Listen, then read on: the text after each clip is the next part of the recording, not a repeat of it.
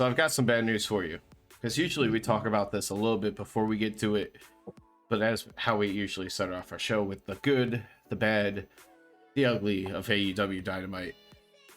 I have zero thoughts on any of them at the moment. I am looking as much as I can very, very quickly.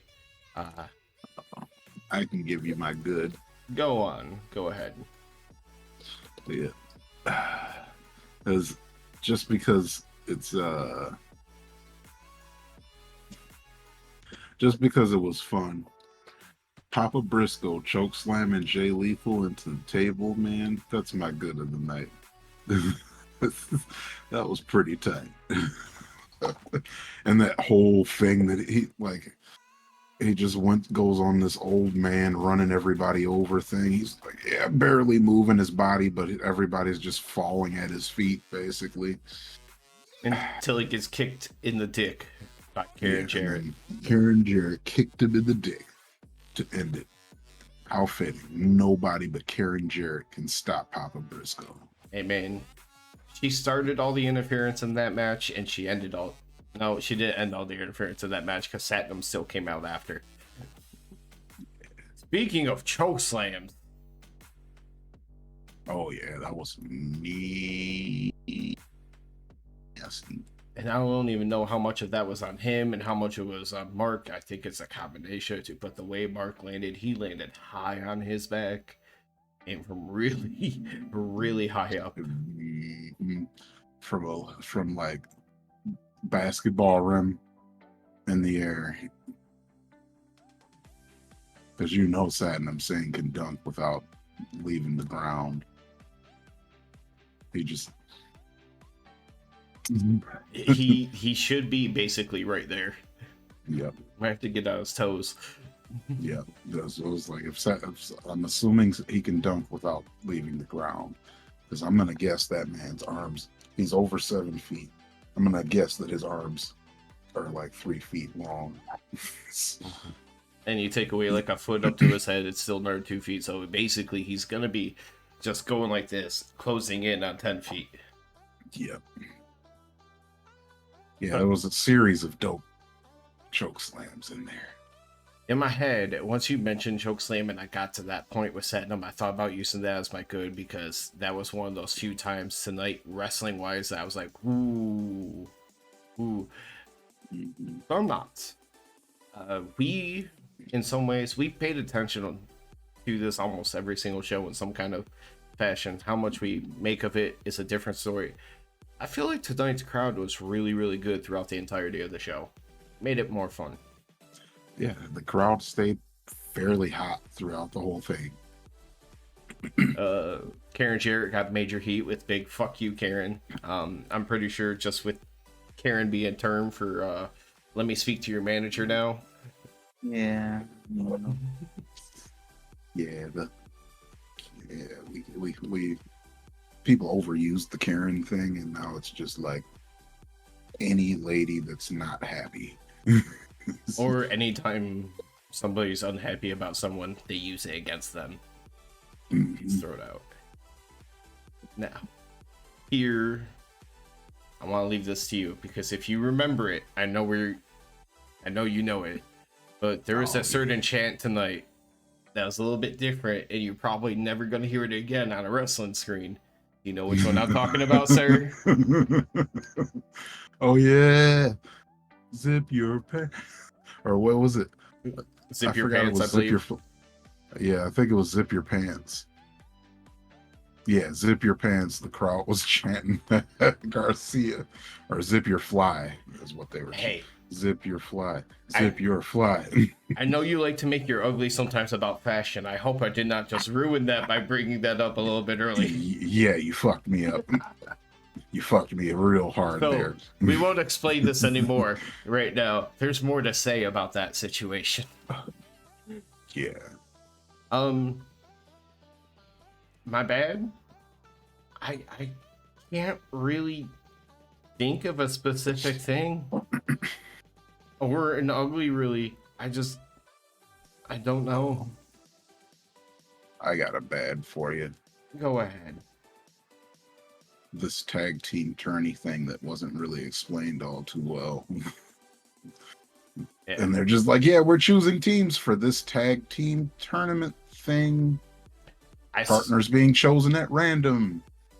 I kept seeing advertisement for the blind tag team eliminator tournament or whatever it's called in full, but I never really saw anything in details. I thought it might have been just like luck of the draw of of like who's gonna face who. Right. Like I was thinking that they were gonna explain that a little bit better beforehand.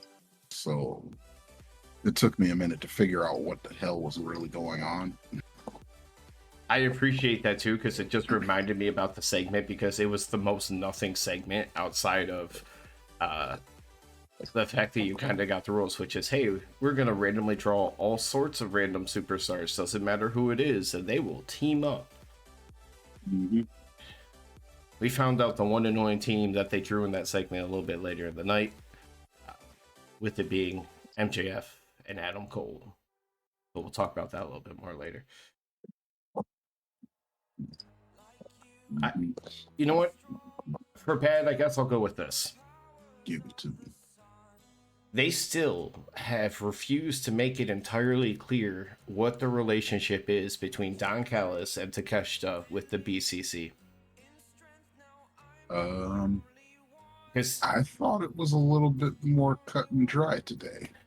It looked like at first that they were going to add them together, but then there was still even a point in Mox's promo where they kind of referred to like us and them.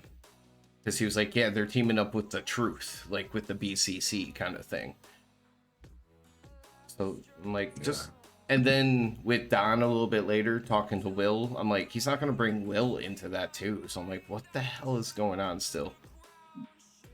No, so what I think is actually happening here is they're just loosely affiliated with the BCC. They're going to be doing their own damn thing.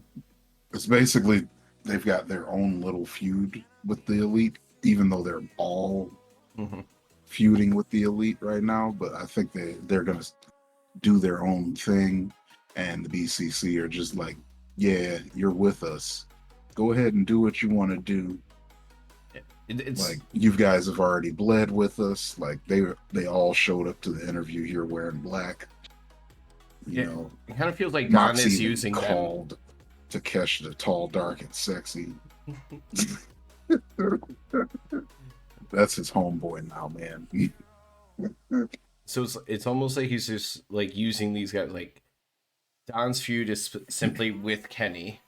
BCC was already in a feud with all of the Elite. So it's like your enemy, the enemy of my enemy. Yeah. And then of course that also brings Ospreay into it. So now that's where I think the real outlier is that Ospreay is definitely not going to be a BCC member, but for him it'll be definitely the enemy of my enemy kind of thing. Possibly, who knows? Maybe they'll just continue to be like Don and Takeshita, but they'll always have loose affiliations with people who don't like other people. Like, oh, this is who we're fighting now? Who did they fight last week? Let's talk to them. Because it's like, like how the Guns are not in the firm, but they're still down to do stuff with them, basically. I think they're fully on par to be in Bullet Club Gold at this point. Now they're definitely... that was an example, but, they're definitely Bullet Club Gold now, but, yeah. But you get the point. Yeah. Because I don't really want to go... Well, I was just going to say, if we want to go into the ugly. I don't really have one, so I was just going to use a joke that somebody made about themselves. At the end of the night, Eddie's out in the ring. He's like, excuse me, I got to put a shirt on. I just had surgery, and I've been eating way too much ice cream. So for my ugly is Eddie Kingston making fun of his own body. Eddie Kingston talking about his ugly body.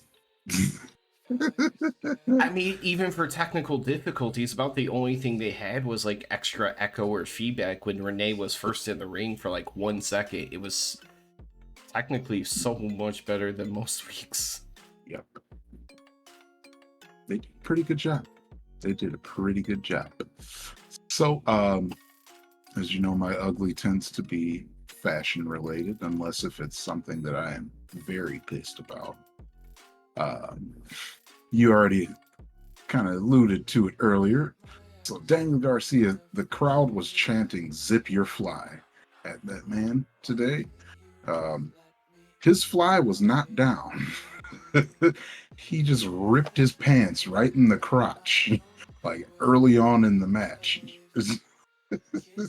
And kudos to him for continuing to go with his like completely opened up pants with his underwear showing underneath.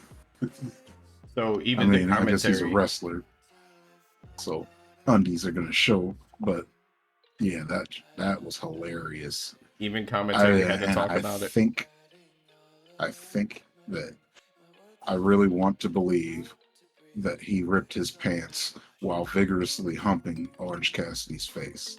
Like It, it I really want to believe that that's exactly when it happened because it was around that time.